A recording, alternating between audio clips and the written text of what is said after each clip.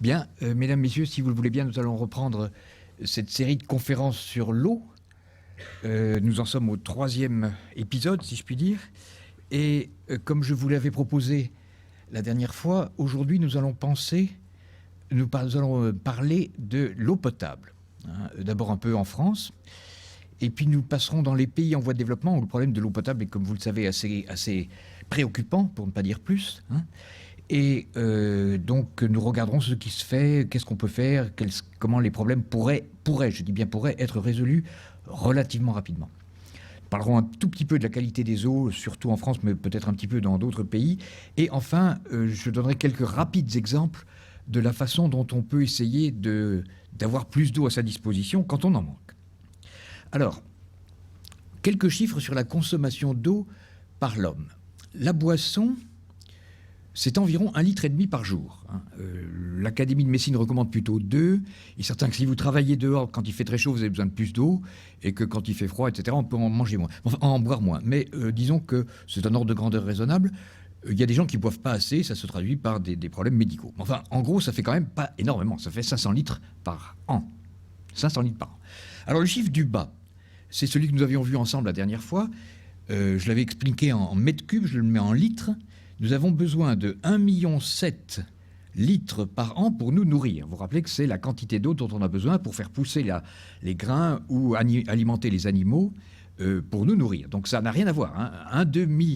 500 litres par jour pour boire, 1,7 million pour manger. Donc le problème de l'eau sur Terre, c'est le problème de la nourriture, c'est ce que nous avions déjà dit. Alors il faut un peu nuancer. L'eau domestique, c'est pas seulement la boisson, c'est également tout ce qui est la cuisine, la lessive, le lavage, etc. Même le lavage des rues, enfin on met ça là-dedans en général. Et ça représente, suivant les pays, 50 ou 500 litres par jour, soit environ 20 000 à 200 000 litres par an. Donc vous voyez, ça reste de toute façon très petit par rapport à la nourriture. On sait dans le chiffre d'incertitude, ce 1,7 million, ça pourrait être 1,72 million, ou ça pourrait être 1,8 million, ou ça pourrait être 2 millions. On n'en sait pas grand-chose, c'est des ordres de grandeur. Donc l'eau domestique, c'est encore très petit. Alors voilà la consommation relevée par les Nations Unies en 2006 des différents pays du monde. Vous voyez que la France se situe à peu près au milieu. Il donne un peu moins de 300 litres par jour et par habitant. C'est beaucoup, il me semble qu'on est à moins.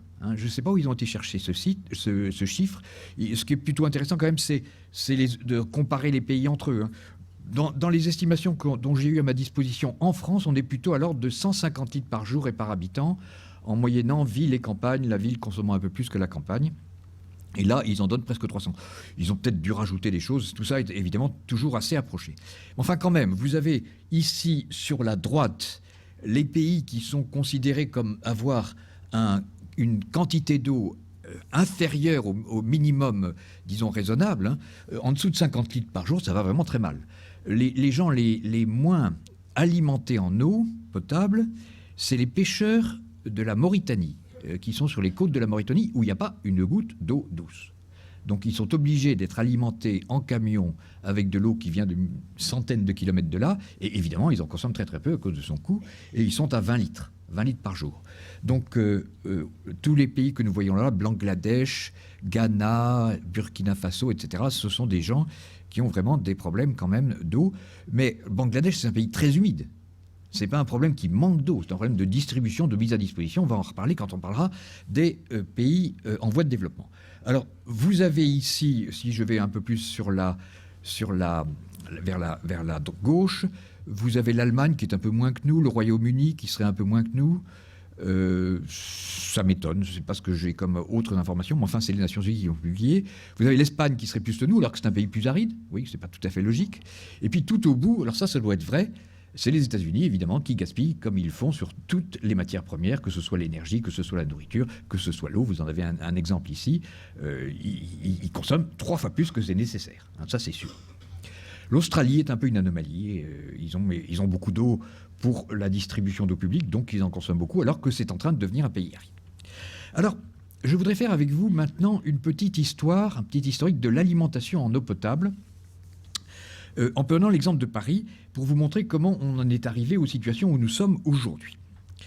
Alors, au XIXe siècle, je le montre dans un instant, Paris était alimenté en eau soit par des puits dans les cours des immeubles, soit par des prélèvements en Seine avec des pompes. Il y avait quelques stations de pompage qui amenaient de l'eau sur des fontaines, et les gens venaient se servir avec des seaux ou des réservoirs à ces fontaines.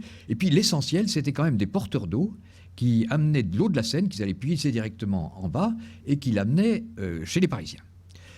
Je ne suis pas sûr, mais je redoute de penser que les mêmes porteurs d'eau avec les mêmes seaux descendaient les latrines. Donc la qualité de l'eau qui était distribuée là-dedans, elle était exécrable, ça c'est sûr. Donc la conséquence, c'est ça, c'est le choléra. Donc il y a eu au XIXe siècle des très nombreuses épidémies de choléra, au moins 3 ou 4, tant à Paris qu'à Londres que dans d'autres grandes villes du monde, à cause de cette déplorable qualité des eaux. Je vous ai parlé des puits dans les cours des immeubles à Paris, mais la qualité de l'eau dans ces puits était tout aussi mauvaise, parce que les latrines aussi sortaient dans les cours, donc tout ça était en extrêmement mauvaise qualité. Nous sommes avant Pasteur. Pasteur, c'est la fin du XIXe siècle. Donc l'histoire, la connaissance de l'existence des microbes n'était encore pas là. On ne savait pas ce que c'était que ces microbes.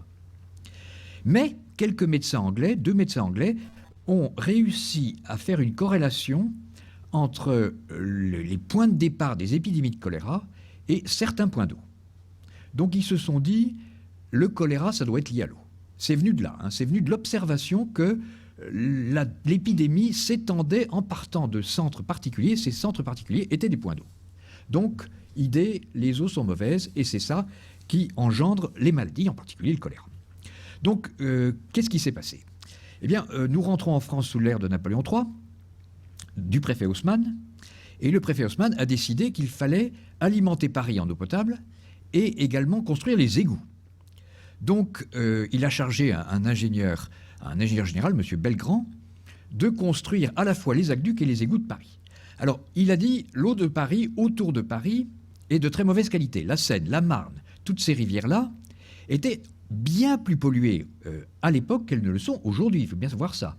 Pourquoi ? Parce que tous les égouts ou toutes les eaux usées étaient rejetées sans traitement à la rivière, et il y avait des petites industries, des peausseries, tout était vraiment rejeté sans aucun égard à la rivière, et l'eau était très mauvaise. Donc Belgrand a dit, c'est fini, on va aller chercher de l'eau là où elle est propre. Donc idée hygiéniste, avant même de penser à ce que contenait l'eau, il a dit, on va aller dans des endroits où elle est propre, et là on n'aura pas de problème. Donc il a construit 2 grands aqueducs, l'un qui va sur les sources de l'Arve, qui se trouve dans l'Eure, et l'autre qui sont les sources de la Vanne, qui se situent dans l'Yonne. Vous voyez, des longueurs de conduite qui étaient de 100 à 150 km. Ces aqueducs existent encore, ils fonctionnent encore aujourd'hui. Une partie de l'eau à Paris provient de ces aqueducs.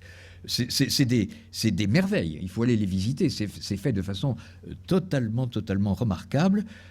Pour vous donner un exemple, l'altitude des sources de la Vanne est plus élevée que l'altitude de Paris, donc l'eau vient gravitairement.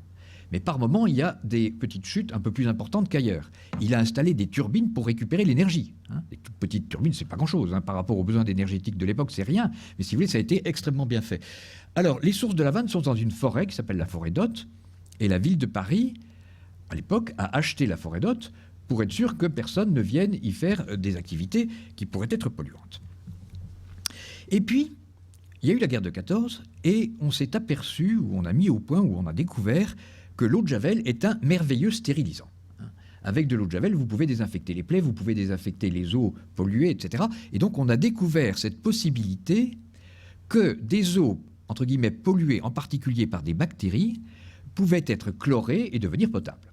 C'est ce qu'on fait encore aujourd'hui. La chloration des eaux, c'est ce qui fait qu'on n'a pas de bactéries dans l'eau. Alors, qu'est-ce qu'on a fait à Paris ? Eh bien, après 1920, on n'a pas construit de nouveaux aqueducs. On a installé des usines de prélèvement d'eau de rivière. C'est les 3 points rouges que j'ai mis là. Il y en a plusieurs, il y en a plus que 3. Il y en a sur la Marne, il y en a sur la Seine et il y en a sur l'Oise. Des grandes usines qui prélèvent l'eau, la traitent. Alors, il y a beaucoup de procédés de traitement. On la filtre, on précipite les éléments qui veulent bien précipiter, et puis on chlore, et puis l'eau est devenue potable, et on la distribue. Pour la petite histoire, Belgrand, au début de sa mission d'aller chercher de l'eau dans des aqueducs pour Paris, avec des aqueducs pour Paris, avait voulu aller l'en chercher dans la Loire. Il a dit, la Loire est de bonne qualité, je vais donc faire un aqueduc qui va aller jusque sur la Loire pour prendre l'eau et la ramener. Il y a une petite côte élevée. Et évidemment, les habitants de la Loire n'ont pas voulu. Ils ont dit ça c'est notre eau, pas de raison et pas question de la donner à Paris. Et il a dit qu'à Saint-Étienne, je vais aller la chercher dans le lac Léman. Donc vous voyez, au XIXe siècle, faire un aqueduc de 600 km pour aller chercher de l'eau qu'il croyait être de bonne qualité, ce qui n'est pas sûr. Hein. Le lac Léman, quand même, à l'époque, devait être assez pollué. C'était pas un problème. Alors qu'aujourd'hui, tirer 50 km de conduite, tout le monde crie au scandale. Hein. Donc on va chercher l'eau là le plus proche qu'elle est et on la traite.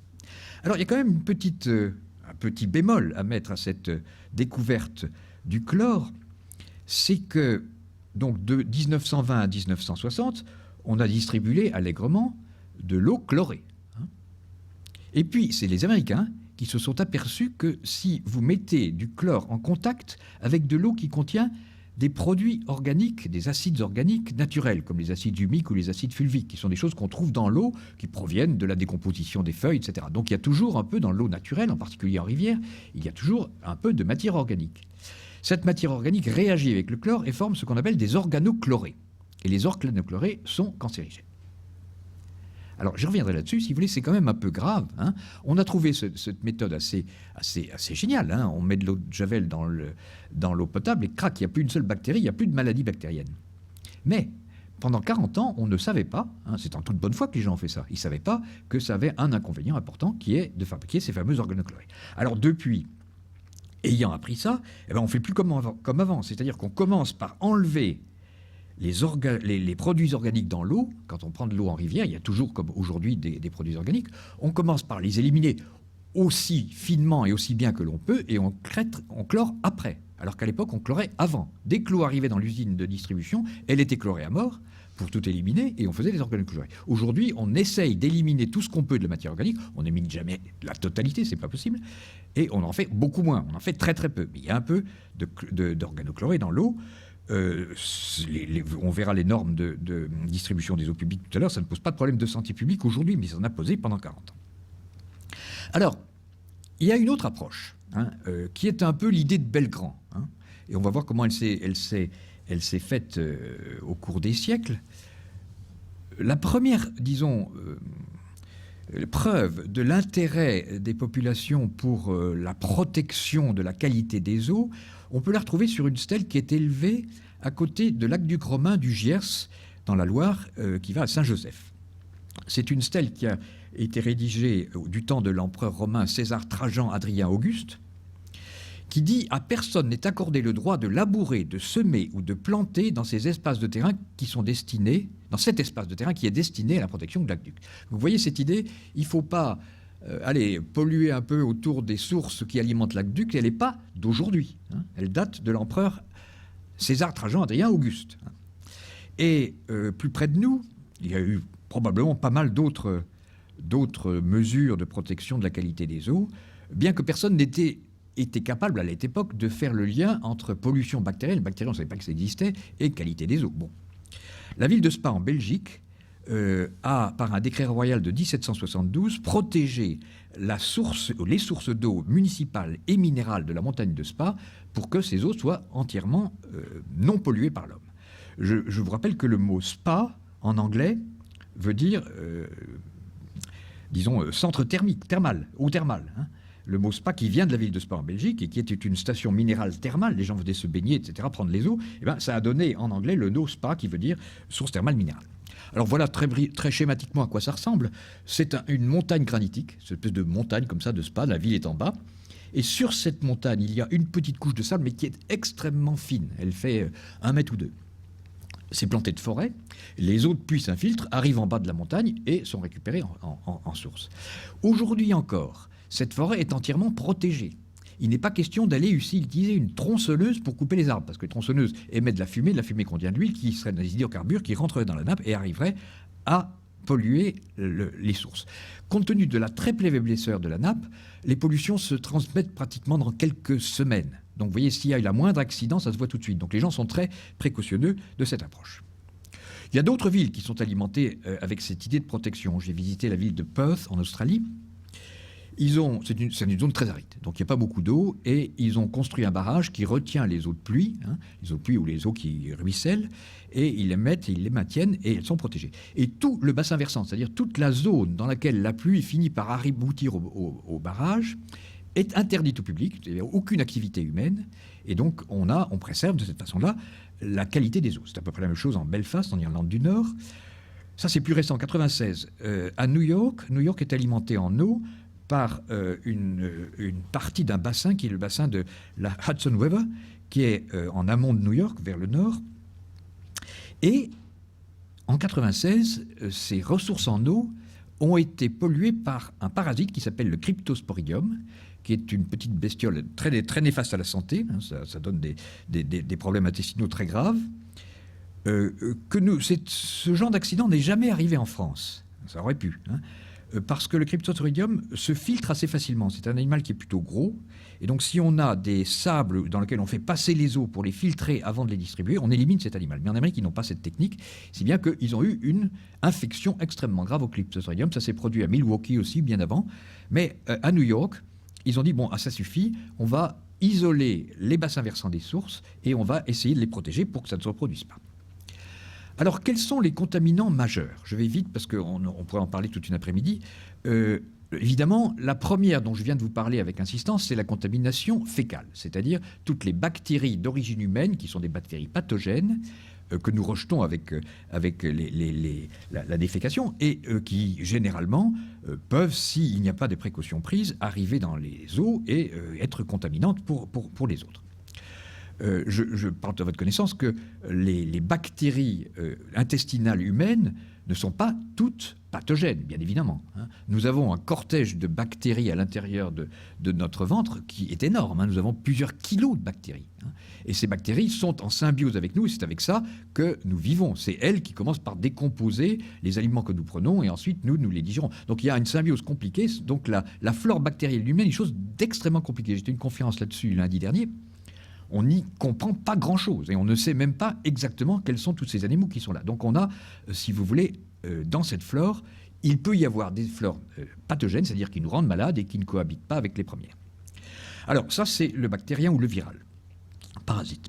Ensuite, vous avez dans l'eau des sels qui sont dissous par l'eau lors de sa traversée soit de l'atmosphère. Par exemple, dans l'atmosphère aujourd'hui, mais même un peu plus en été, il y a de la poussière. Cette poussière est lessivée par la pluie, donc la pluie dissout une partie de ce que contient l'atmosphère. Les gaz de l'atmosphère sont dissous dans l'eau de pluie. Si vous êtes proche de la mer, il y a des embruns marins dans l'atmosphère, si bien qu'il y a un peu de sel. Donc l'eau de pluie au voisinage de la côte, au voisinage, ça peut aller jusqu'à 100 km, contient un petit peu de sel. Donc vous avez un certain nombre de sels dissous dans l'eau, et puis à partir du moment où l'eau est arrivée dans le sol, eh bien, elle dissout ce avec quoi elle est en contact. L'eau est un solvant extraordinaire, c'est le meilleur solvant que nous connaissons au monde, bien sûr, et il dissout un petit peu des roches, il va prendre de la silice, du calcium, du sodium, du magnésium, etc. Donc une eau naturelle qui est passée par le cycle atmosphérique, qui s'est infiltrée dans le sol et qui revient dans une source ou même dans une rivière, contient pas mal de sel. Alors, certains de ces sels peuvent être toxiques, et dans certains points de la planète, je pense en particulier au Bangladesh, les eaux naturelles contiennent des quantités énormes d'arsenic. C'est peut-être le plus gros problème de santé publique du monde. Vous avez 250 millions de personnes auxquelles le seul accès à l'eau est de l'eau contenant de l'arsenic qui rend ces gens malades. Alors on peut avoir des cancers, on peut avoir des déformations osseuses, on peut avoir des maladies de la peau, enfin c'est une maladie épouvantable. Et vous avez un pays qui est un des plus peuplés du monde par densité, ils n'ont accès à de l'eau souterraine que chargée en arsenic. C'est un problème effroyable. Alors ça c'est naturel jusqu'ici, et puis ensuite il y a les polluants agricoles, ou les polluants industriels, ou les polluants issus du stockage des déchets qui vont, si tout ça est mal fait, mal géré ou excessif, engendrer une pollution de l'eau. La pollution atmosphérique également, comme je l'ai dit, puisque passant par l'atmosphère, la pluie est capable de dissoudre les éléments qui contiennent l'atmosphère. Donc vous allez voir, je vous montrerai des images d'eau de pluie qui contiennent des pesticides. C'est pas normal. Et alors depuis quelques années, ça, c'est pas nouveau, ce que je vous ai dit jusqu'ici. Depuis quelques années, on s'intéresse à ce qu'on appelle les micropolluants émergents. Autant les polluants dont j'ai parlé jusqu'ici étaient des choses qu'on trouvait en quantité relativement importante, autant les micropolluants dits émergents sont des quantités que l'on retrouve véritablement en traces. C'est-à-dire qu'il y en a très très peu. Alors, les plus préoccupants pour l'instant sont les résidus de médicaments. Parce que si vous consommez une pilule de quoi que ce soit, du paracétamol, un antibiotique, etc., l'essentiel de ce produit, vous en ingérez un petit peu, mais disons que l'essentiel repart dans les urines. Donc nos urines, quand nous allons aux toilettes, eh ben, tout ça, ça repart à l'égout, et ça contient pratiquement 99% des médicaments que nous avons consommés. Et ça passe à travers les stations de traitement des eaux. Les grandes stations de traitement des eaux d'égout n'ont aucune action sur ces micro-traces de tous les médicaments que nous consommons. Alors, nous, quand on reprend de l'eau de Seine, ou de l'eau de Marne, ou de l'eau de l'Oise, nous reprenons, je vous l'ai dit, de l'eau qui a déjà servi, par exemple, dans les villes en amont de Paris, comme Sens, comme Auxerre, etc. Donc, tous ces médicaments utilisés par nos amis de Lyon ou de la Seine-et-Marne, eh bien, ils se retrouvent dans l'eau qui arrive à Paris, dans la Seine, par exemple. Donc, il y a un tout petit peu d'eau dans l'eau que nous prélevons et qui vient de cette origine eau de rivière de ces médicaments. Alors, c'est un des doses qui sont en dessous de l'homéopathie, si vous voulez. Il y en a extrêmement peu. Mais la question, c'est pour ça qu'on appelle des micropolluants allergents, est-ce qu'ils ont un effet? Et là, on n'en sait pas grand-chose. On n'en sait pas grand-chose. Et les chercheurs disent, il faut essayer. Donc on va voir comment on essaie de déterminer si une eau contient un produit toxique. Mais la plupart du temps, quand on fait des essais ou des recherches, on ne voit rien. On ne trouve rien d'efficace en ayant une action. Alors, par exemple, on constate aussi que vous avez dans les rivières, vous avez des anomalies génétiques sur les poissons. Les sexes des poissons ne sont pas ce qu'ils devraient être. Il y a plus de femelles que de mâles. Ou l'inverse, je ne sais plus très bien. Enfin, il y a un problème, si vous voulez, qui n'est pas normal, qu'on n'explique pas vraiment dans les rivières avec les poissons. Alors on se dit, c'est peut-être les œstrogènes rejetés par les humains qui, dans les rivières, ont un effet sur les poissons. Donc s'ils ont un effet sur les poissons, tout ça, c'est pas confirmé, si vous voulez, c'est des inquiétudes. S'ils ont un effet sur les poissons, est-ce qu'ils peuvent avoir aussi un effet sur les hommes ou les femmes? Personne n'en sait rien, mais on constate, par exemple, actuellement, pas qu'à Paris, dans le monde développé entier, que nous avons un gros problème de stérilité masculine. Les hommes deviennent de plus en plus stériles. C'est pas dramatique, c'est pas une maladie qui est très préoccupante, mais quand même c'est embêtant. Et c'est dû à quoi? Personne ne sait. Alors, si vous voulez, donc on dit, ah oui, mais il y a des produits comme ça dans l'eau, est-ce que c'est l'eau? On n'a pas réussi à le démontrer. Mais vous voyez, ces préoccupations-là, elles sont dans l'esprit de pas mal d'entre vous, vous et moi. Est-ce que, malgré que ce soit des eaux traitées, épurées, tout ce que vous voulez, potables, selon les normes, dont on va aller voir comment elles sont établies, est-ce qu'il n'y a pas quand même un problème de micropolluants? Donc on en est là, je ne peux pas vous dire oui, il y en a, non, il n'y en a pas. C'est un problème qui se pose et sur lequel les gens réfléchissent. Alors, je vous montre quelques exemples d'évolution des concentrations des polluants beaucoup plus importants. Les nitrates, voilà par exemple les nitrates qui sont d'origine agricole. Les nitrates, c'est des fertilisants que l'on met sur les champs. Ces nitrates, on en met beaucoup, peut-être trop. Et avec ces nitrates, eh bien, la concentration de l'eau dans les nappes augmente, parce qu'ils s'infiltrent, c'est des choses très solubles, et puis ils arrivent dans les rivières, et la concentration dans les rivières augmente aussi. Donc voilà, par exemple, ça va de 1850 à 2000, vous voyez, dans les années jusqu'à 1950, il y en avait relativement peu, et puis c'est monté de façon un peu exponentielle, et maintenant il y a des nitrates partout, on en verra plus tard. Voilà les pesticides. Les pesticides, c'est des produits utilisés en agriculture pour lutter contre les ravageurs, les moisissures, les parasites qui viennent, je dirais, détruire les cultures. Donc c'est quelque chose qui est absolument nécessaire. Bon, ça c'est une petite source près d'Orléans, la source des Trois Fontaines dans le Loiret. Et il faut regarder que, vous voyez les pics avec les petits triangles blancs, les petits triangles blancs, les traits noirs ici, excusez-moi, le transport n'est pas superbe, c'est le débit de la source. Donc ça c'est pas une pollution. Mais vous voyez que les petits triangles blancs, ils ne sont pas en permanence. Ils apparaissent à quelques dates. Ils apparaissent en général plutôt au printemps lorsqu'on fait des applications de ces produits pesticides sur les cultures. Et le trait horizontal, je regarde par exemple celui du bas, le trait horizontal qui, sur l'échelle de droite, arrive à 0,1 microgramme par litre, c'est ça la norme, eh bien vous voyez qu'il est dépassé. Donc on a dans les eaux des sources, à cause de l'utilisation de pesticides en agriculture, de ces produits. Dans le cas qui nous intéresse, il s'agit de l'atrazine. C'est un pesticide qu'on utilise principalement pour la culture du maïs.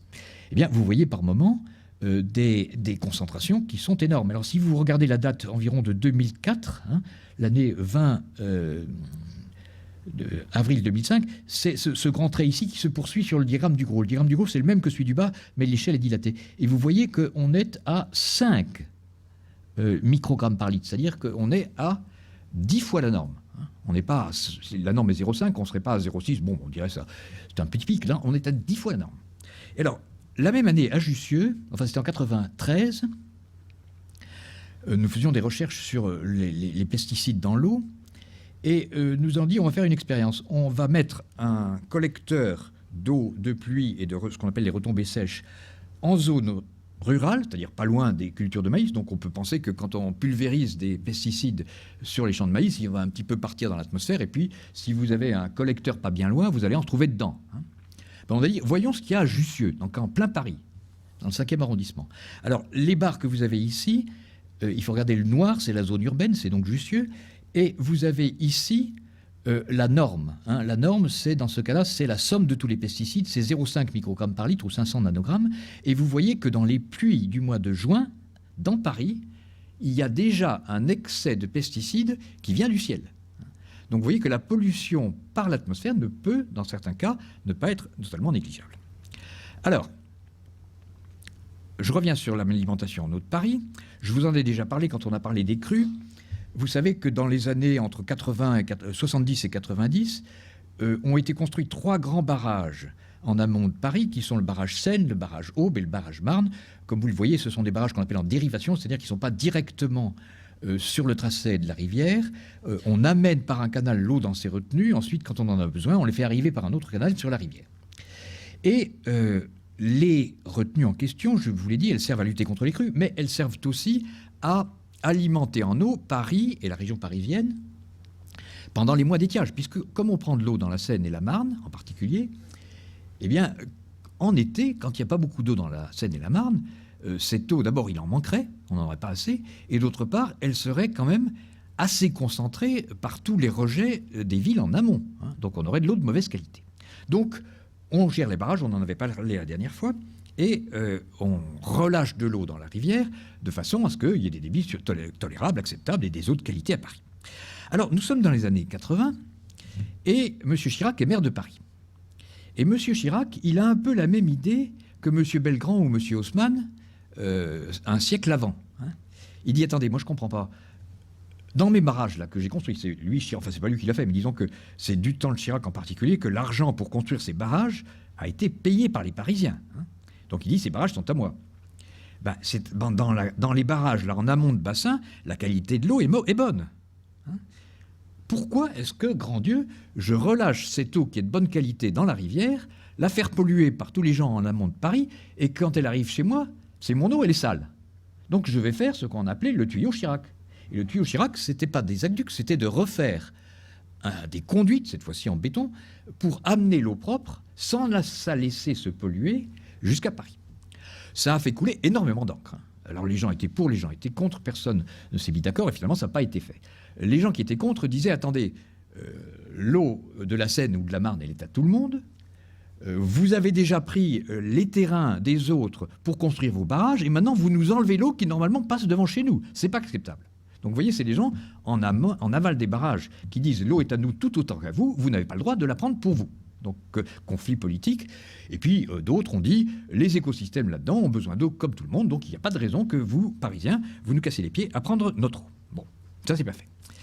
Autre exemple de même type de raisonnement, c'est-à-dire on veut empêcher que les eaux se polluent plutôt que de les polluer, laisser se polluer, les traiter et les boire. C'est ce qui s'est passé à Vittel. Vittel, connaissez, c'est une eau minérale. Et Vittel, c'est dans l'est de la France. Voilà à peu près le bassin d'alimentation des captages des eaux minérales de Vittel. Et tout à coup, quelqu'un s'est aperçu, en regardant systématiquement un peu la concentration des eaux de Vittel, que la teneur en nitrate était en train de monter. Alors qu'une eau minérale, c'est une eau qui est reconnue comme vertueuse du point de vue de la santé par l'Académie de médecine et dont les propriétés chimiques sont absolument constantes. C'est la loi. Hein. Une eau minérale ne peut pas avoir, elle ne peut pas un jour, une bouteille, vous avez, elle est de telle façon et la suivante, elle est d'une autre. Elle doit être rigoureusement constante toute l'année, c'est vérifié, surveillé. Vidal s'aperçoit que les teneurs en nitrate dans ces eaux sont en train de grimper. Catastrophe. Qu'est-ce qui se passe? Eh bien, il se passe tout simplement que les zones de Vittel, qui étaient des prairies où il y avait des vaches, ça marchait très bien, avec des vaches, ça allait très bien. Ils se sont mis à retourner des prairies pour faire du maïs. Alors, quand vous retournez une prairie, il y a un flux de nitrate qui part, qui est lâché par le fait de labourer, et puis quand vous mettez du maïs en dessus, il faut irriguer et amener des nitrates. Donc les nitrates rentrent dans la nappe et finissent par arriver dans les eaux de Vittel. Donc ils ont dit stop, on arrête tout. Donc Vittel a fait un programme énorme, c'est le premier à l'avoir fait à cette échelle-là, d'achat de terre. Ils ont dit on achète les terres au prix que vous voulez, je ne décodifie pas. Je permets aux paysans qui étaient sur place de rester dans les terres qui m'appartiennent, mais je leur dis, vous n'allez pas faire de maïs, vous allez remettre de la prairie et des vaches. Donc, si vous voulez, ils subventionnent en quelque sorte une agriculture respectueuse de l'environnement pour éviter qu'il y ait de pollution et aucune pollution dans les nappes. Les eaux-déviants ont fait pareil. Alors, les eaux-déviants n'ont pas eu d'alerte, c'est-à-dire qu'il n'y a pas eu d'augmentation d'un quelconque paramètre négatif, nitrate ou autre. Non, mais ils ont dit on va prendre les devants. Donc, ils ont déterminé où était l'alimentation des eaux-déviants qui se trouvent en montagne sur un plateau. Et ils ont dit à tous les villages du plateau, attendez, il ne faut pas rigoler avec ça, on va prendre des mesures draconiennes pour protéger les eaux. Alors ça veut dire quoi? Ça veut dire d'abord ne pas faire des cultures du type maïs, ça veut dire collecter toutes les eaux usées des villages et les traiter et les emmener en dehors du plateau, ça veut dire ne pas avoir de cuve à mazout pour se chauffer, ils ont fait installer le gaz naturel pour que les gens puissent se stocker, etc. Toutes les mesures de protection de l'environnement sur le plateau pour éviter qu'il y ait un risque, ils s'est pris à l'avant, de contamination des eaux. Alors, cette notion, si vous voulez, de protection en hydrologie des eaux minérales, on appelle ça les impluviums. L'impluvium d'une source, c'est la zone dans laquelle l'eau s'infiltre. Ça, c'est en train de se généraliser et tous les eaux minérales de France et même peut-être de l'étranger sont en train d'avoir des mesures de cette nature protégées. Alors, parallèlement, si vous voulez, le traitement des eaux s'améliore. Tous ces problèmes sont à la connaissance de tout le monde. Donc, on invente 36 méthodes de filtration de l'eau. Alors, ça commence par la filtration classique qui est indiquée ici. Ici, vous avez la taille des particules en microns. Donc, vous avez 1000 microns, c'est-à-dire 1 millimètre, jusqu'à 1 micron au milieu, là. Et puis, vous avez 0,001 micron, qui est donc la taille la plus petite sur ce diagramme. Alors vous voyez un peu les polluants, ils sont classés en fonction de leur taille. Vous avez le plancton, vous avez le sable, c'est des choses de l'ordre millimétrique. Les algues, ça va jusqu'à, disons, 10 microns. Les bactéries, c'est entre 0,1 et 10 microns, vous voyez, au milieu, là. Vous avez les virus qui sont plus petits, qui sont entre 0,1 et 0,01 microns. Et puis, vous avez les ions, c'est-à-dire les sels solubles, les pesticides, les sels minéraux. Vous voyez, on est dans la classe du millième de micron, 0,01 micron. Et là, ça, c'est pratiquement ce qui est en solubilité dans l'eau. Alors, les techniques qui permettent de retenir ces classes de granulométrie, vous avez la filtration classique sur lit de sable, vous avez la microfiltration avec des membranes, l'ultrafiltration, la nanofiltration, tout ça a évolué et a progressé avec le temps dans les années 70. Ultra et nanofiltration, c'est fait avec des membranes en plastique, enfin en matériaux plastiques, avec des trous de plus en plus petits. Filtrer, ça veut dire qu'on fait des trous tout petits dans une membrane imperméable et que ne passent que les petites choses et les grosses ne passent pas. Et on en reparlera tout à l'heure quand je vous parlerai de le dessalement d'eau de mer. Vous avez la technique la plus efficace, c'est l'osmose inverse qui pratiquement retient pratiquement tout, même les ions, puisque l'idée de l'osmose inverse, c'est de retenir le sel de mer. Alors, donc, toutes ces inventions ont permis de retenir de plus en plus de choses, donc d'améliorer le traitement des eaux. C'est incontestable. On a mis énormément au point de méthodes, par exemple de charbon actif. Charbon actif était un produit fait à partir de charbon de bois ou de charbon de terre, qui a la propriété de retenir les molécules organiques. Donc si vous mettez de l'eau qui contient quelques produits organiques en contact avec du charbon actif, ça les élimine. On sait oxyder aussi les pesticides avec de l'ozone, on sait faire pas mal de choses, on sait améliorer, il n'y a pas de problème. Parallèlement, vous savez, que le génie humain est de plus en plus talentueux pour inventer de nouveaux produits, parfois toxiques. Chaque année, on crée de nouvelles molécules, et jusqu'à il n'y a pas longtemps, il n'y avait pas beaucoup de contrôle sur le mise sur le marché de ces nouveaux produits. Un inventeur quelconque a inventé un produit miracle pour nettoyer les fours de cuisine. Bon, on le vend sur le marché, tout le monde l'utilise, et personne ne s'était posé la question. Ce produit miracle, une fois qu'on a fini de laver le four, il retourne à l'égout, et donc il va finalement se retrouver dans les rivières. Est-ce que c'est sérieux, Alors, heureusement, on a fait en Europe une directive européenne qui s'appelle la directive REACH. Et REACH a pour obligation d'inventorier tous les produits mis sur le marché et d'établir s'ils ont un effet toxique sur l'environnement ou sur l'homme. Mais c'est récent. La directive REACH, elle a été mise en œuvre l'année dernière. Vous voyez, c'est tout récent. Et actuellement, le travail est énorme. L'industrie chimique est, je dirais, submergée de demandes de REACH de dire tel produit que vous utilisez, est-ce qu'il est toxique ou pas? Donc il faut faire des tests de toxicité, il faut savoir ce qui devient dans l'environnement, est-ce qu'il se biodégrade, est-ce qu'il ne se biodégrade pas? Tout ça très bien. Il fallait le faire, ça a été fait, mais vous voyez, on en est à ses débuts. Alors, ma question, et c'est un petit peu ce que je voulais vous dire, c'est que vous avez deux trains qui marchent à la même vitesse. Là. Vous avez l'amélioration du traitement des eaux, c'est tout à fait vrai. Et puis, vous avez des produits qui sont là. Je vous ai parlé des micropolluants. Il y a tous les produits chimiques dont je viens de parler. Et l'exemple des organochlorés des années 20 me fait réfléchir. Pendant 40 ans, on nous a donné de l'eau contenant des organochlorés parce que personne ne savait qu'ils étaient toxiques et personne ne savait qu'ils étaient là.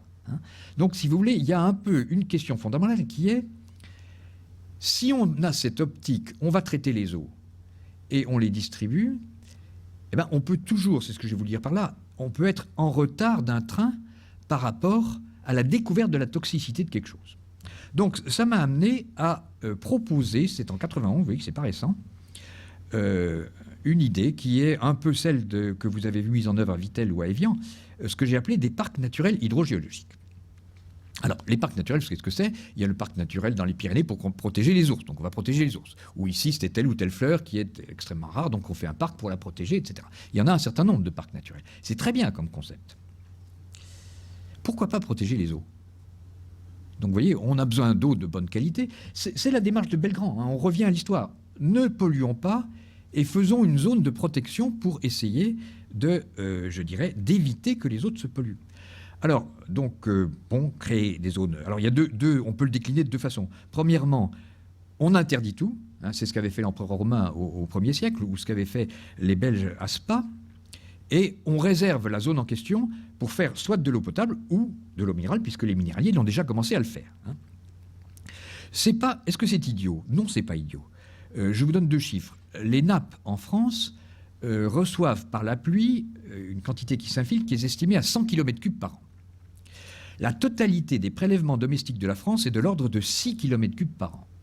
Ça voudrait dire que si on voulait alimenter toutes les villes de France par de l'eau issue de parcs protégés, il suffirait de transformer en parc 6% de la superficie de la France. Évidemment, on ne va pas se mettre en Île-de-France. On va aller chercher un peu plus loin, comme l'avait fait Belgrand, et on va aller chercher des zones où il n'y a pas grand-chose, il y a de la montagne, il y a des forêts, etc. Les eaux sont presque naturellement déjà protégées, et puis on va les réserver, celles-là, à l'alimentation.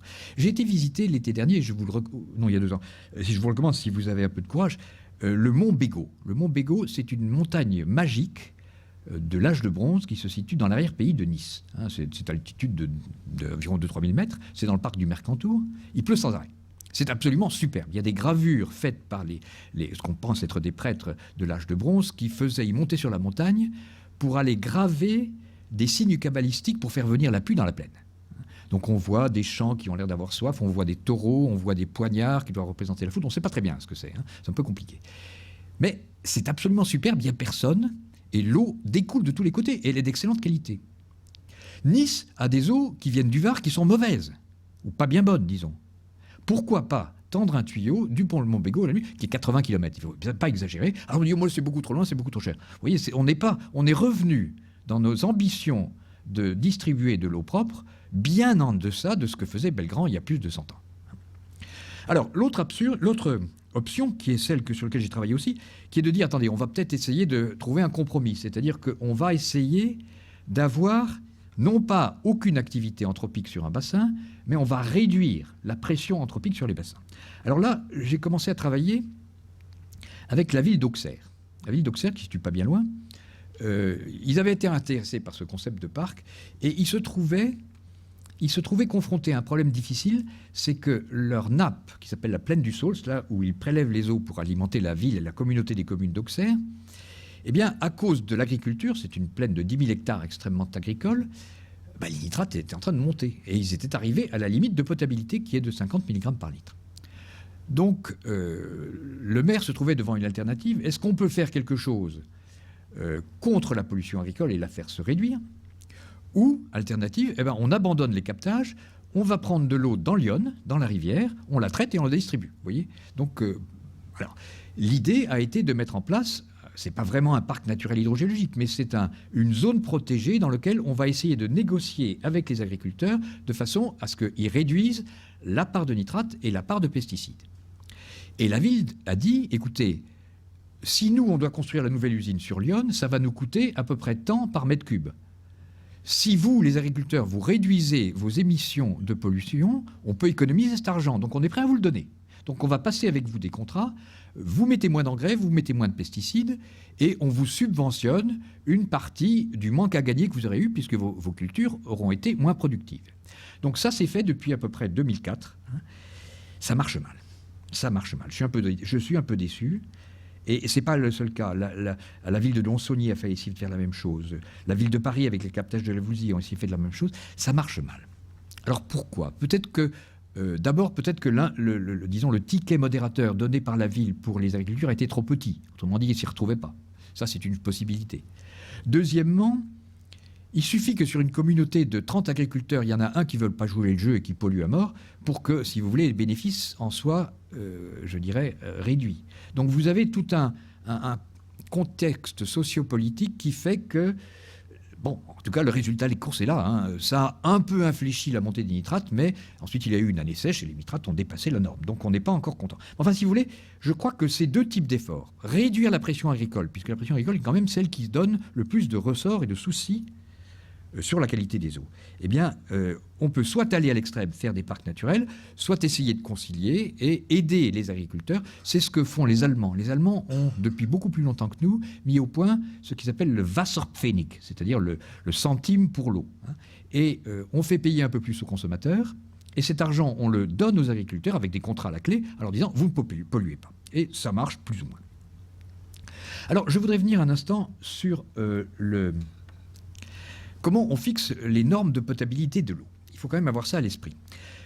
En général, c'est d'abord l'Organisation mondiale de la santé, l'OMS, qui va dire l'eau ne doit pas contenir plus de temps de tels produits. Actuellement, on est environ à 80 substances qui sont limitées à un seuil qui va être mondial. Ensuite, la Commission des communautés européennes, pour les 27 pays de l'Europe, va reprendre ces seuils et éventuellement les modifier. En général, les modifier à la baisse. C'est-à-dire qu'elle va être plus ambitieuse et plus exigeante que ne l'est l'OMS. J'ai jamais vu le cas où l'OMS a dit 100 et l'Europe dit plus haut. Donc on va toujours dans le sens de sévériser les normes. Là, une fois que c'est pris par Bruxelles, ça vient chez nous. On est obligé, la France est obligée de se plier aux directives européennes sur la qualité des eaux. Et puis il faut que l'Europe soit de la même façon partout. Alors, comment est-ce qu'on fait ces tests ? Comment savoir s'il faut 50 mg par litre de nitrate, par exemple, ou s'il en faudrait 25 ou 100 ? Eh bien, il y a deux façons de faire. La première, c'est de faire des tests de toxicité, soit sur des animaux, en général des souris, et le nombre de souris qui sont massacrées chaque année. Pour ça, vous ne pouvez pas vous en imaginer. Ou encore sur des cellules humaines. On récolte des cellules humaines, et ces cellules humaines, on les met dans un milieu de croissance dans lequel elles se développent, et ensuite on rajoute une eau qui contient quelque chose. Et si les cellules humaines commencent à dépérir ou même crever, on dit « Ah, il y a un problème ». Donc on détermine comme ça, d'abord, est-ce qu'un produit est toxique ? Et deuxièmement, à partir de quelle dose il ne devient plus toxique. Autrement dit, est-ce qu'il y a un seuil quelque part ? L'autre approche, c'est de faire des enquêtes épidémiologiques. Et en particulier, la norme de nitrate a été fixée à partir de ça. Une enquête épidémiologique, ça veut dire qu'on va regarder une zone géographique. Et les nitrates, ça a été fait en Angleterre. Et on s'aperçoit que dans cette zone-là, traditionnellement, les eaux distribuées étaient plus riches en nitrates qu'une autre ville à côté. Donc il y avait un facteur 2 entre la teneur en nitrate dans cette ville et dans l'autre. Et ensuite, sachant ça, on regarde les statistiques des cancers ou des maladies, quelles qu'elles soient. Mais en particulier, là, ça a été les cancers. Et on s'aperçoit que, tiens, dans la ville où il y a plus de nitrates, il y a plus de cancers de l'estomac. Donc on dit, ça doit être un signe que les nitrates sont responsables de cancer de l'estomac. Et vous voyez, c'est une corrélation, et rien ne dit que ce soit véritablement les nitrates. Peut-être que la différence des eaux, il n'y a pas que les eaux, peut-être qu'ils mangent différemment, peut-être que dans une des villes, ils mangent du boudin et de l'autre, ils mangent que des saucisses, j'en sais rien. Et que la différence que l'on attribue à la teneur en nitrate est due à autre chose. Enfin bon, on essaie de recouper ça sur beaucoup de cas, et en voyant les effets de la consommation sur la qualité sur la santé des gens, on peut en déduire un certain nombre de normes. C'est comme ça que c'est fixé. Et évidemment, ça change chaque année ou chaque 10 ans si on a fait de nouveaux tests. Mais alors, il faut savoir que quand on arrive sur les très faibles quantités de produits dans l'eau, eh bien, on a énormément de mal, disons, d'arriver à faire des tests. Donc, pourquoi ? Parce qu'on ne voit rien. Si vous voulez, si je prends ces micropolluants tout à l'heure dont je vous parlais, par exemple les pesticides, par exemple ce qu'on appelle les perturbateurs endocriniens, les médicaments, il y en a très peu dans l'eau. Donc si vous donnez cette eau à une souris, même si vous avez 10 000 souris, vous avez un lot test de 10 000 souris auquel vous donnez une eau normale et un lot test de 10 000 souris sur lequel vous donnez la même quantité, enfin la quantité de produits auxquels vous vous intéressez. Vous ne voyez rien, parce que l'effet est petit. Donc comment on va faire ? On va forcer la dose. Et on dit, on va multiplier par 10 ou par 100 la teneur du produit auquel on s'inquiète et qu'on le donne aux souris. Et puis on s'aperçoit que si on fait le même test en divisant la dose par 10, eh bien il y a beaucoup moins de souris malades. Donc vous voyez, il y a une sensibilité entre la quantité de produits dans l'eau, quelle que soit la nature du produit, et le nombre de souris malades. Alors on appelle ça l'effet stochastique, c'est-à-dire que quand on est dans les faibles doses, eh bien il y a un petit nombre de gens ou de souris qui vont tomber malades et les autres pas. Donc on est dans un domaine où on est tellement loin de la toxicité létale, de la toxicité grave, que ça dépend en fait des individus. Ça dépend de chacun, et il y en a qui vont être plus sensibles que d'autres, etc. Et on appelle ça les effets stochastiques. Et ces effets stochastiques, on ne peut pas les éliminer totalement. Donc il faut savoir ça, c'est un peu inquiétant, mais je dirais que c'est comme ça. On vit dans un monde compliqué. On accepte qu'il y ait un polluant dans l'eau si l'effet dit stochastique conduit à un effet, alors cet effet peut être une maladie, ou ça peut être un cancer, ou la mort, sur 100 000 habitants par an. On accepte, et ça c'est vrai pour l'eau, mais c'est vrai pour l'air, c'est vrai pour la nourriture, c'est vrai pour tout ce que nous faisons. On accepte que vivre dans le monde où nous sommes aujourd'hui conduit à prendre un risque, et ce risque, on considère qu'il est tolérable s'il frappe une personne sur 100 000 par an. Ça c'est le chiffre officiel du risque considéré comme acceptable. Donc le risque zéro n'existe pas. Dans rien. Et vous pouvez l'étendre à tout. Chaque produit que vous consommez, l'air que vous respirez, contient un tout petit peu de poison ou de ces choses qu'il ne faudrait pas consommer. Et ces effets, statistiquement, font qu'il y a un petit nombre de personnes qui vont en pâtir. Et on l'accepte. Voilà. Donc les normes sont fixées comme ça. On a ce seuil, 1 sur 100 000. Alors on peut discuter parfois sur certains risques, on réduit. On ne dit pas 1 sur 100 000, on dit 1 sur 1 million. On peut réduire. C'est un peu la tête du client. C'est telle autorité de santé qui va dire ce risque-là, il est trop grave, je veux réduire, donc je ne prends pas 1 sur 100 000, je prends 1 sur 1 million. En général, le risque pour l'eau, c'est 1 sur 100 000. Alors passons maintenant aux pays en développement. Je serai prêt à répondre à des questions sur ces points-là, mais comme j'ai encore pas mal de choses à vous raconter, que je vois que le temps tourne, je vais aller un peu vite sur les pays en développement. Et là, je vous montre une image. Vous m'excusez, c'est des photos que j'ai prises moi-même qui ne sont pas excellentes. J'étais en décembre à Mombasa, qui est une ville côtière du Kenya. Le Kenya n'est pas un des pays les plus pauvres d'Afrique, bien au contraire. C'est un des pays peut-être les plus avancés d'Afrique. Malgré quoi, vous avez, là j'ai visité ça, c'est pas du tout un bidonville. Les bidonvilles, c'est épouvantable. Ça, c'est pas un bidonville, c'est une zone construite en dur avec des gens qui vivent, j'allais dire, pas trop mal. Alors, il n'y a pas d'eau. Il n'y a pas d'assainissement, il n'y a pas d'eau. Alors, vous avez l'image tout en haut à gauche. La photo est mauvaise, mais vous avez un monsieur qui tire une brouette. Laquelle brouette, on la voit juste l'image en dessous. Et dans cette brouette, vous avez des bidons d'eau. Donc l'eau arrive chez l'usager par un bonhomme qui se balade avec sa brouette dans la rue. Et si vous regardez, j'avais pris la photo pour qu'on voit la roue, mais la photo n'est pas bonne, je suis mauvais photographe.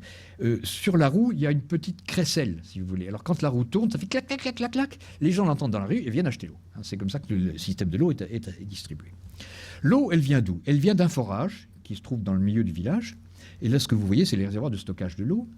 Et je dis bien, à 50 mètres du forage, vous avez cette espèce de cahute là, qui est la toilette publique. Donc là, il y a un trou, ça passe dedans et ça retourne tout de suite dans la nappe.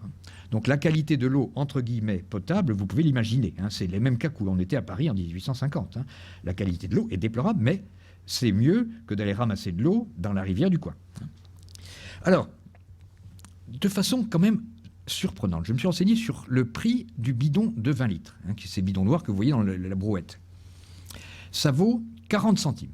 40 centimes d'euros. Enfin, ça fait 40 shillings kenyans, mais c'est-à-dire 40 centimes à peu près d'euros. C'est-à-dire qu'ils achètent leur eau potable 20 € le mètre cube. En plus, elle n'est pas potable. Et nous, ici à Paris, en France, on est autour de 3,50 € le mètre cube. Évidemment, on en consomme beaucoup plus, donc ça nous coûte plus cher. Mais eux payent environ 6 fois plus cher leur eau de mauvaise qualité distribuée de cette façon-là que nous. Donc c'est quand même pas correct. Et alors, les conséquences de ça, c'est pour ça que j'avais pris les photos de ces petits gamins là, qui étaient enchantés que j'ai pris en photo, c'est que dans le monde, il y a 5 milliards de cas de diarrhée par an et 400 millions de personnes affectées en permanence, et que sur ces gens-là, les maladies de diarrhée représentent 1,8 million de morts par an, qui sont surtout des enfants de moins de 7 ans. Après 7 ans, les enfants, si vous voulez, se sont mitritatisés. Ils ont consommé ces bactéries qui se baladent là-dedans, et finalement, ils ne sont plus malades. Donc les adultes ne sont pas très affectés par cette présence de bactéries dans l'eau, mais c'est les enfants, et c'est quand même 1,8 million d'enfants. Pour vous resituer ça, la première cause de maladie, de décès de maladies dans le monde, c'est les maladies respiratoires, 2 millions. Ensuite vient la diarrhée, ensuite la malaria, presque 1 million, la rougeole, 0,4 million, et le sida. Le sida est loin derrière. On parle beaucoup du sida comme la maladie du siècle. Vous vous rendez compte ? Si on faisait un effort pour la santé des populations, ce n'est pas le sida. Il faut bien sûr prévenir le sida, mais la maladie elle-même, la diarrhée est bien plus importante. Alors, je voudrais vous dire une chose un peu surprenante qui a été établie par M. Jean-François Bach, qui est professeur de médecine à la faculté Descartes, et qui est qu'il y a une très forte corrélation entre la qualité de l'eau potable et l'apparition de maladies allergiques auto-immunes, c'est-à-dire la sclérose en plaques, le diabète insulinodépendant et autres. Et ça, c'est une découverte assez récente et assez préoccupante.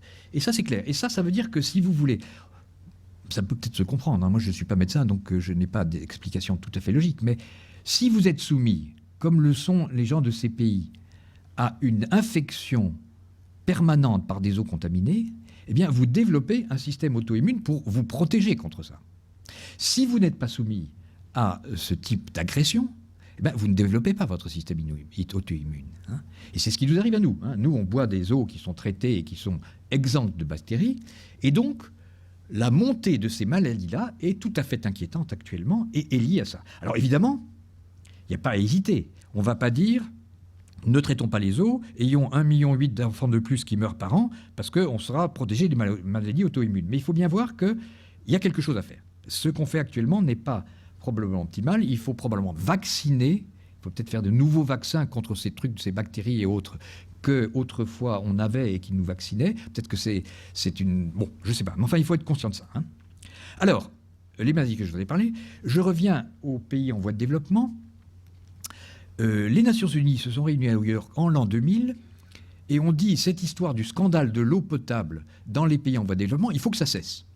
Donc ils ont fixé ce qu'on appelle les objectifs du millénaire, qui étaient de dire il faut réduire par 2 en 2015 le nombre de personnes qui n'étaient pas, disons, raccordées, enfin, qui n'avaient pas accès à de l'eau potable. Donc l'exemple que je viens de vous montrer à Mombasa, ils n'avaient pas accès à l'eau potable. Alors accès à l'eau potable, ça ne veut pas dire nécessairement un robinet chez tout le monde. C'est pas ça l'idée. C'est l'idée qu'au moins, il y a une borne fontaine avec de l'eau de qualité à moins de 150 mètres de la maison. Donc ça, c'est bien. Bon, puis si on peut avoir le robinet chez soi, c'est encore mieux. Mais si vous voulez, les objectifs du millénaire étaient peu ambitieux. Quand on les a fixés en 2000, on ne savait pas combien de personnes avaient ou non accès à l'eau potable. Et ça a été inventorié en 2004, et on s'est aperçu qu'il y avait 1 milliard de personnes au monde, à peu près, l'année de référence étant 1990, qui n'avaient pas l'eau potable. Et puis on a dit, si on fait l'eau potable, il faut faire l'assainissement en même temps. Le ville de Mombasa que je vous ai décrite, j'ai été en été, enfin en été, c'était en hiver d'ici, mais c'était l'été là-bas, il faisait sec, ça allait très bien. Mais on m'a dit, si vous étiez venu en hiver, on patauge dans ça debout. Il n'y a pas d'assainissement, il n'y a pas de drainage des eaux usées, tout ça est épouvantable. Donc il faut faire l'assainissement en même temps. Parce que si vous amenez de l'eau courante dans une communauté comme celle de Mombasa que je vous ai montrée, s'il y a le robinet chez chacun, où va l'eau? Elle va dans la rigole, elle se retrouve dans la rue. Comme ces eaux vont contenir toutes les bactéries humaines que vous pouvez imaginer, eh bien, la rue va être 10 fois plus contaminée avec l'eau courante qu'elle ne l'était avant. Donc l'état sanitaire des populations dans lequel on fait un amené d'eau potable sans avoir construit l'assainissement est pire qu'avant. Il faut le savoir. Donc il faut faire les deux. Alors là, c'est plus grave, 2,6 milliards d'habitants non raccordés à des réseaux. Alors, des programmes se sont mis en route, et ce que vous avez, qui est quand même très inquiétant, c'est combien de temps faudra-t-il pour atteindre les objectifs du millénaire. Et vous voyez qu'à l'échelle mondiale, c'est pas trop mal. Au lieu de 2015, ce serait 2016 pour l'eau, c'est les traits bleus, et 2022 pour l'assainissement, c'est les traits noirs. À l'échelle mondiale, bon, ça va. Mais regardez, on ne va pas tout détailler, l'Afrique subsaharienne. Il faudra attendre 2040 au rythme actuel pour que le problème de l'eau potable ne soit pas réglé. On aura divisé par 2 le nombre de personnes qui n'ont pas accès à l'eau potable. C'est-à-dire qu'il en restera encore beaucoup. Et l'assainissement, on n'en parle même pas, 2076. Et si on se place en 2015, et si on avait amené l'eau potable à 550 millions d'habitants, c'est-à-dire la moitié du milliard, 500 millions, disons, je vous ai dit 1 milliard, du fait de la croissance démographique, il y aurait encore 800 millions sans eau potable. Donc vous voyez qu'on n'est pas prêt, au rythme où nous travaillons actuellement, d'avoir réglé le problème. Alors, ça, je vous l'ai dit. Pourquoi on ne le fait pas? Ce n'est pas une question qu'on manque d'eau. C'est une question qu'on n'a pas mis en place les installations, les équipements amenés d'eau, ce qu'on a fait ici au XIXe siècle, construction des égouts, construction de l'amener d'eau. Ça coûte beaucoup, ça coûte des milliards de dollars par an. Et nos milliards de dollars, si on, au lieu de les donner pour ça, eh bien, on les dépense à des choses que je n'aimerais pas vous rappeler. Une initiative remarquable du député Santini, M. Santini qui a été ancien ministre et qui est aujourd'hui encore maire d'ici, a eu l'idée de faire passer la loi suivante. Depuis 2005, les communes, vous savez que l'assainissement et l'eau sont de la responsabilité des maires des communes. Et ils ont un budget qui s'appelle eau assainissement. Eh bien, ils ont le droit, sur ce budget-là, de consacrer 1% de leur budget à des aides à des pays en développement. Ce n'est pas utilisé à la totalité, loin de là. Donc si vous habitez dans une commune, quelle qu'elle soit, et que vous voulez faire un peu pression sur votre maire en disant « Qu'est-ce que vous faites du 1% Santini? Est-ce que vous l'utilisez? Est-ce que vous le donnez aux pays qui en ont besoin ?» Vous verrez ce qu'il vous répondra. Dans certaines communes, ils le font en totalité, dans d'autres, rien. Et la France pourrait faire 10 fois plus qu'elle ne fait avec cet argent-là. C'est un problème d'argent. Donc il faut trouver l'argent, et cette loi est remarquable. Bon, je passe un peu là-dessus. Raison des échecs, on pourra en parler. Oui, quand même. Les pays membres, les pays concernés, par exemple le Kenya où j'ai été, ils ne sont pas vraiment motivés pour se mettre à le faire. Je crois que c'est ça la vraie raison. Il faut quand même appeler les choses par leur nom. Et s'il y a un investissement à faire, plutôt que les mettre de l'eau courante chez les gens, ils vont dire commençons par mettre les téléphones portables, c'est plus utile. Vous voyez, les gens s'habituent, ou disons, se tolèrent ce que nous considérerions comme intolérable, qui est cette mortalité infantile, qui est ces maladies hydriques, et qui est ceci, cela. Ils disent, écoutez, si on a de l'argent à investir, mettons-le sur des choses qui sont plutôt pour le développement économique, et on va construire éventuellement une route où on va mettre des téléphones portables, pas l'eau. Donc c'est pour ça que ça ne marche pas. Bon. Droit à l'eau. Bon, ça, je ne veux pas en parler, on pourra en parler, c'est une question qui se pose. Quelques idées innovantes dans ce domaine-là. Ça, c'est une petite ONG française qui est basée à Lyon, qui s'appelle 1001 fontaines. Et ils ont inventé un système qui est très malin. Ils l'ont utilisé au Cambodge. Ça part un peu, vous voyez, la façon dont ils vont livrer leur eau, c'est un peu comme tout à l'heure le gars avec sa brouette. Là, c'est un vélomoteur, mais il a de l'eau qui est potable. Mais alors, comment il la rend potable? Il la prend dans une mare où il est dégueulasse, et il a proposé un petit système autonome avec un capteur solaire qui donne de l'énergie. La petite armoire que vous voyez ici, il y a des filtres assez simples pour que l'eau soit exempte de particules. Et au-dessus, cette espèce de cylindre en acier, là, c'est une lampe UV. Et les lampes UV tuent les bactéries. Donc, il stérilise l'eau, et puis ensuite, il les conditionne dans ce réservoir, et il les vend dans des bidons. Donc, c'est à peu près pas plus cher que celle non potable du Kenya. C'est contrôlé, et vous avez de l'eau potable. et les gens sont prêts à payer le prix qu'il faut pour ne pas tomber malade. Ça va, bien sûr, ça va de source. Hein. Donc sans aller jusqu'à construire des réseaux et faire tout ce que je vous ai dit, eh bien, on peut avoir des mesures transitoires, ça c'est peut-être pas pour 50 ans, hein, et il y a un petit entrepreneur local, qui est le monsieur qui conduit sa motocyclette, là, auquel on donne le matériel, et puis lui, ensuite, il se fait payer par la vente de l'eau qu'il a. Alors c'est contrôlé, il ne faut pas qu'il vende de l'eau à des prix usuraires, etc. Mais on arrive à satisfaire de cette façon-là. Vous me regardez d'un air méchant, j'ai encore 5 minutes. Bon. Alors, les idées innovantes, bon, récupération, ça c'est en Afrique et en Asie, récupération d'eau de pluie, et puis ensuite des pompes pour la pomper. L'Asie a fait énormément de choses pour les écoles. Dans tous les pays où ils font un peu sec, ils construisent un réservoir, l'eau du toit de l'école va dans le réservoir et c'est de l'eau potable. C'est un peu la difficulté, etc. Qu'est-ce qu'il y a d'autre? Ça, c'est une école d'ingénieurs du Burkina Faso qui a mis au point un système qui s'appelle les points d'eau de distribution collective. Donc c'est une liste de bornes-fontaines, mais la borne-fontaine traditionnelle, c'est une fontaine qui coule, un type qui est assis dessus et qui vous fait payer l'eau au seau.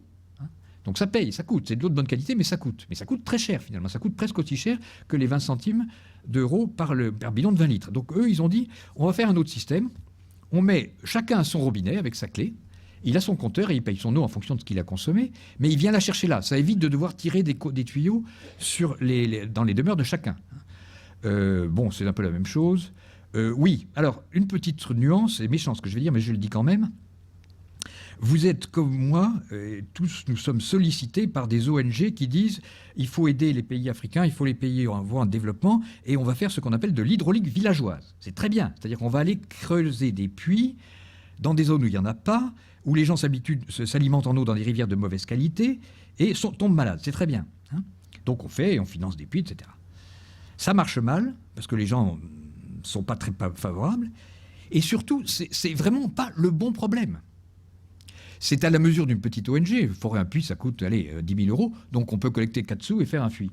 Mais le vrai problème de la qualité des eaux dans les pays en voie de développement, c'est pas dans le milieu rural. C'est dans le milieu urbain. Vous savez qu'actuellement, le monde est à 50% urbain et tous les pays pauvres s'urbanisent à vitesse grand V. Et vous avez des hectares de masures, de taudis qui se construisent, qui s'urbanisent à grande vitesse, où les problèmes de l'eau sont là sur des millions de personnes et pas sur 5000 habitants dans un village. Donc ce problème de l'eau est mal pris en compte par les ONG. Je vous le répète, c'est mal pris en compte parce qu'ils n'ont pas les moyens de le faire. Comment voulez-vous qu'une ONG s'adresse au bidonville de Mombasa qui a 5 millions d'habitants? Qu'est-ce qu'il va faire avec les 10 000 euros qu'ils peuvent collecter auprès de vous? Donc il ne fait rien. Et on ne se traite pas le vrai problème. Alors on se donne bonne conscience en traitant quelques petits problèmes ruraux qui existent, mais qui ne sont pas à la dimension des vrais problèmes.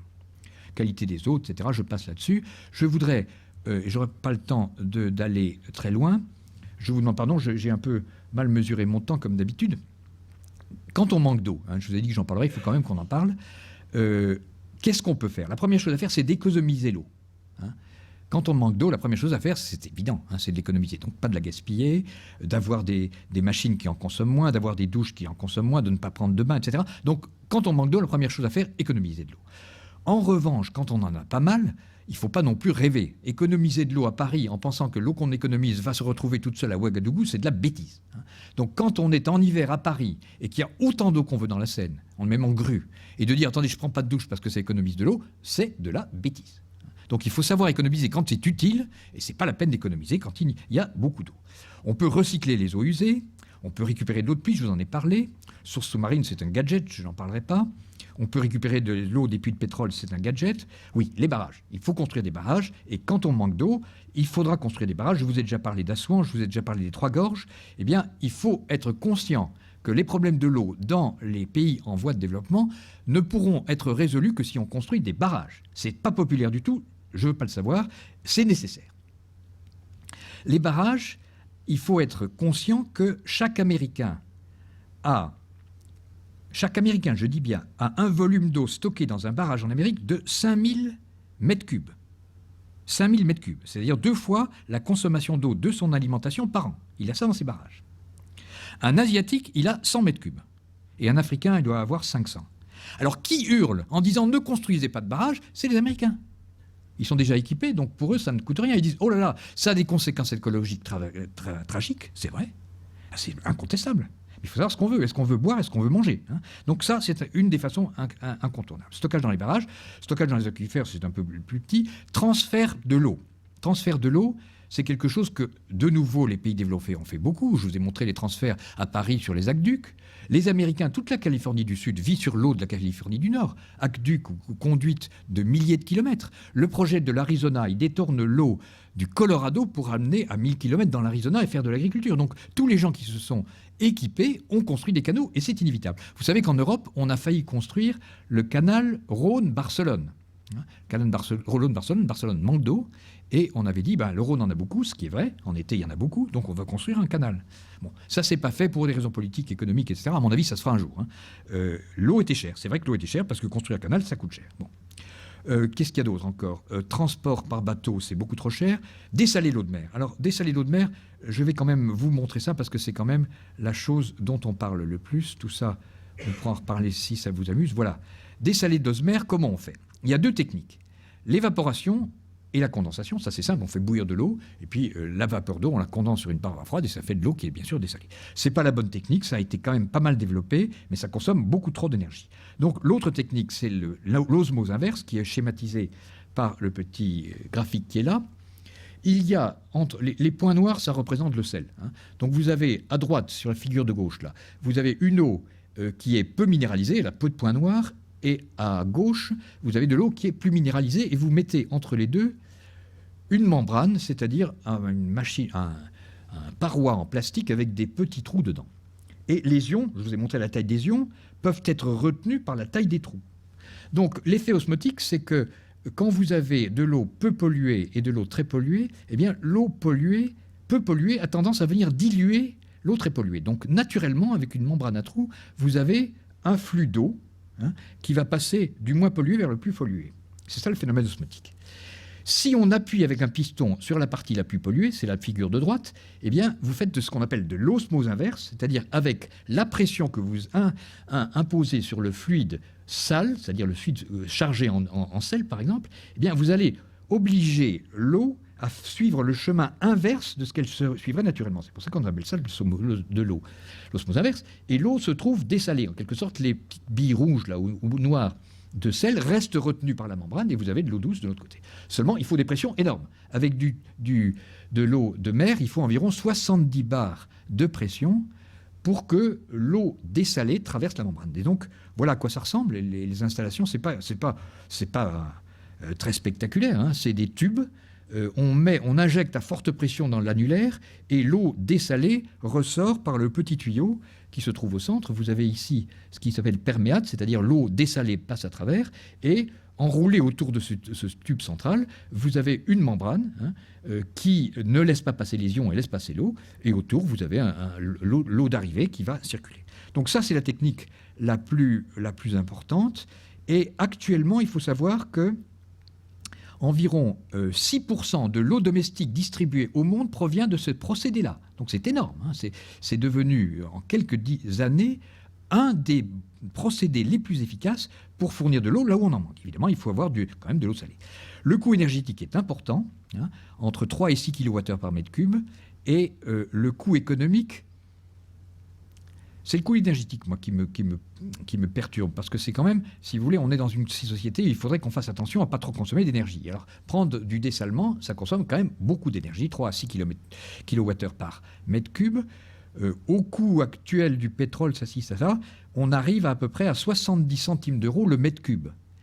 Donc, pour alimenter en eau une ville, c'est pas absurde. Vous savez qu'à Paris, vous la payez environ 3,50 €. Donc, on rajoute 70 centimes parce que quand on la prend dans la Seine, il faut un peu la traiter. Mais bon, allez, mettons qu'on rajoute 50 centimes, on paierait 4 €, on n'en mourrait pas. On peut payer 4 € notre eau et on l'économiserait peut-être un peu plus. Bon, donc c'est faisable. Pour les sociétés riches, c'est faisable. Mais ça consomme de l'énergie. Une initiative intéressante en Australie, à Perth, plutôt que d'utiliser justement des énergies fossiles, ils actionnent leur usine de dessalement par des éoliennes. Donc ils font de l'énergie renouvelable. Et ça, c'est pas bête. Parce que l'inconvénient des éoliennes, c'est que quand elles s'arrêtent, il n'y a pas de vent, il n'y a pas d'énergie. Mais l'eau, on peut la stocker. Donc si on fait tourner les éoliennes quand il y a du vent et qu'on fabrique de l'eau douce avec cette énergie-là, on la stocke dans des réservoirs, il n'y a pas de vent, on passe le mauvais cap grâce à ça. Donc c'est une utilisation intéressante de l'énergie du vent, et ça a été construit par un groupe français qui est Suez. Voilà, les remorquages des icebergs, faire pleuvoir, etc. Je m'arrête là. Merci beaucoup. Et excusez-moi d'avoir encore été un peu long.